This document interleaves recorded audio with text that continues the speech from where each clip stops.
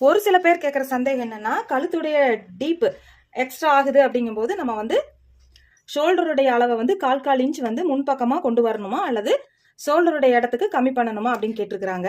நீங்க நாட் வைக்கிறீங்க அப்படின்னா ஷோல்டர் சைஸ் வந்து நீங்க 2.5 இன்ச்சே வச்சுக்கலாம். சப்போஸ் நாட் இல்லாம நீங்க வந்து கழுத்து டீப் வைக்கிறீங்க அப்படின்னா கண்டிப்பா கழுத்துடைய டீப் வந்து இப்போ 1 இன்ச்சுக்கு நீங்க இங்க வைக்கிறீங்க அப்படின்னா இந்த 1 இன்ச்சை வந்து நம்ம வந்து உள் பக்கமா வந்து வளைவு கொடுத்துக்கணும். வளைவு கொடுத்துட்டு முடிஞ்ச வரைக்கும் கழுத்து வந்து இப்போ 2.5 இன்ச் வச்சிருக்கணும். அதே 2.5 இன்ச்ல வந்து இப்படி ரவுண்டு சேஃபா உங்களுக்கு பா சேஃபா என்ன சேஃப்ல வருதோ அந்த சேஃபை வந்து சேர்த்திடணும். இல்லை ஷோல்டர் வந்து விலகி வருதுங்கிற பிரச்சனை இருக்கு அப்படிங்கிற பட்சத்தில் நீங்கள் ஒரு 1/4 இன்ச் 1/2 இன்ச் வந்து சேர்த்திக்கலாம். ஆனால் கழுத்து டீப் வைக்கிறவங்க வந்து எனக்கு தெரிஞ்சு ஷோல்டருடைய அகலத்தை வந்து அதிகம் பண்ண மாட்டாங்க.